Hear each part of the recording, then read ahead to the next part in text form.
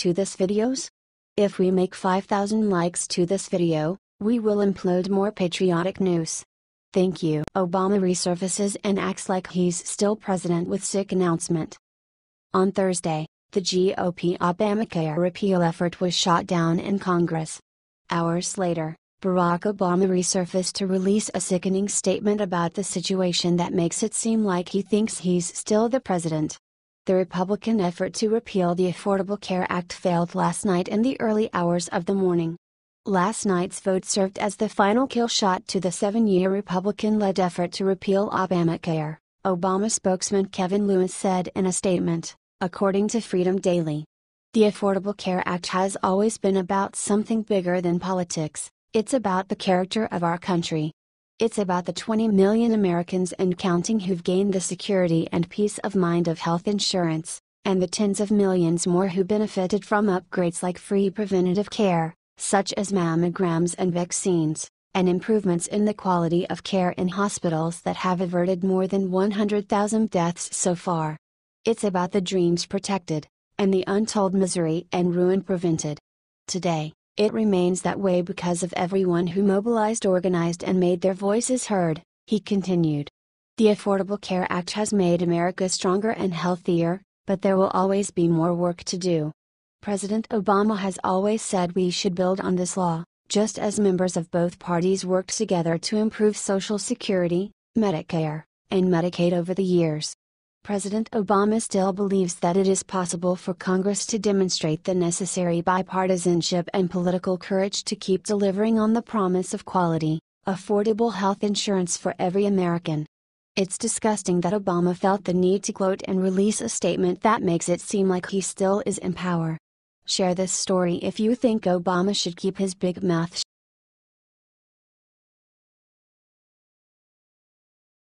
Obama running war room 2 miles from White House, trying to destroy Trump. Barack Obama shocked everyone when he left the White House and moved just 2 miles away. Though he claimed he was staying in Washington, D.C. just so his daughter Sasha could finish high school there, it has now become clear that he was doing this for a very different reason.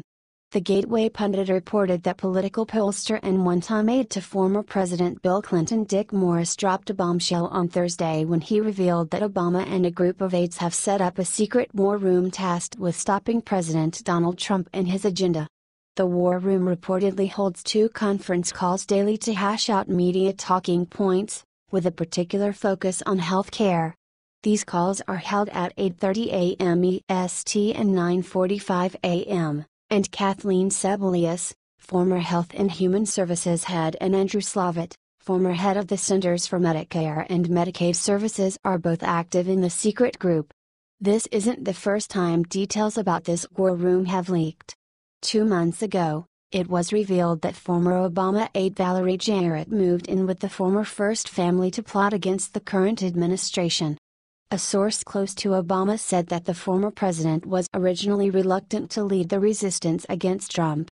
No longer the most powerful man in the world, he was just observing Trump and not liking what he saw, said the source.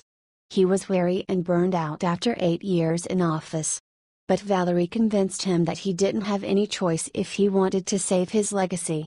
And, as usual, he bowed to Valerie's political wisdom and advice. What do you think about this? Let us know your thoughts in the comments.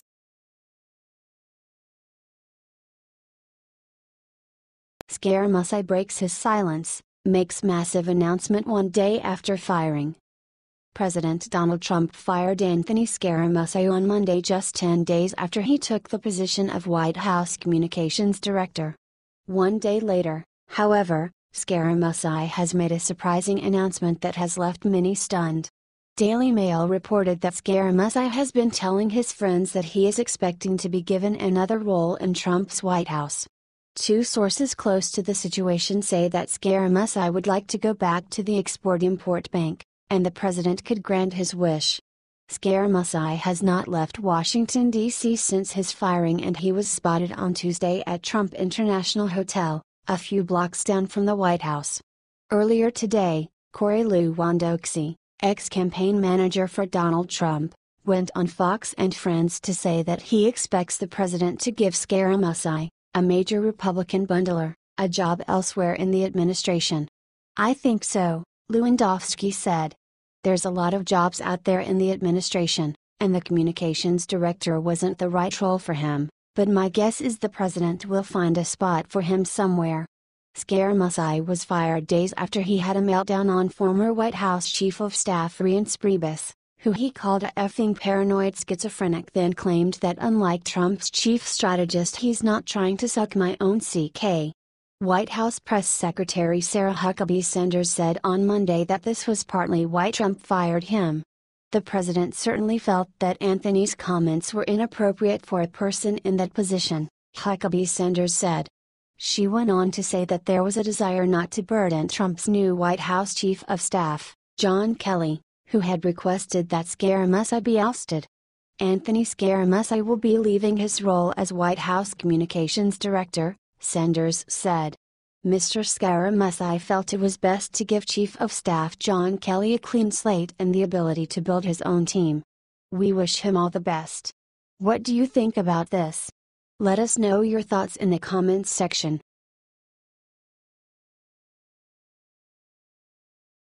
Trump gives bad news to Congress after Obamacare vote. Congress has been unable to follow through on any of their promises to the American people, most notably their promise to repeal and replace Obamacare. Last week, the Senate voted down a measure that would have repealed the disastrous healthcare bill. President Trump, like the American people, has become fed up with Congress. That's why he issued them a major warning. He announced on Twitter a more proactive tactic to get Congress to repeal and replace Obamacare. And this new route will be decidedly less carrot and a whole lot more stick. Alan West pointed out that although Congress' love of pork is well documented, it is Trump's threat to end insurance company bailouts that will not go unnoticed.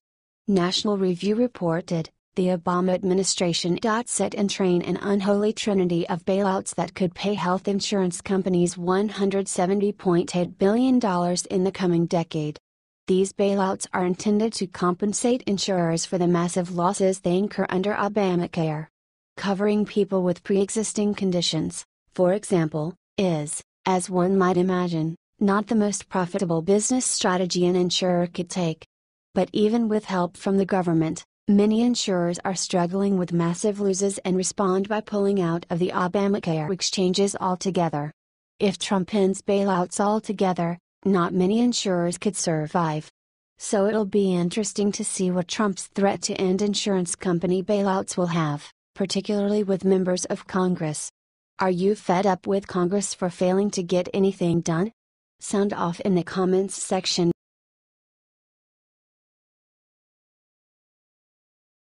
Breaking: John Kelly sends huge message to Trump.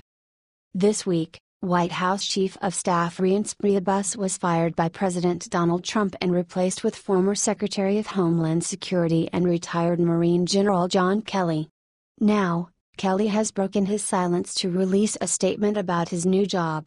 I have been fortunate to have served my country for more than 45 years, first as a Marine and then as the Secretary of the Department of Homeland Security, Kelly wrote, according to Politico. I am honored to be asked to serve as the Chief of Staff to the President of the United States. To the tremendous men and women of DHS, I thank you for the opportunity to serve as your secretary, he continued. When I left the Marines, I never thought I would find as committed, as professional, as patriotic a group of individuals. I was wrong. You accomplish great things every day defending our nation, and I know your exceptional work will continue. This came after Trump praised Kelly on Friday for his tremendous service to the Department of Homeland Security. He has been a true star of my administration, Trump said of Kelly on Twitter. Priebus had long been accused of being one of the leaks that have plagued President Trump's White House.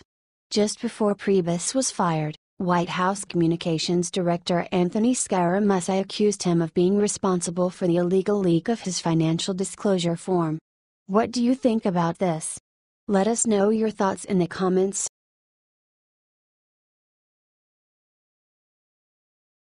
Bill O'Reilly stuns fans with major announcement.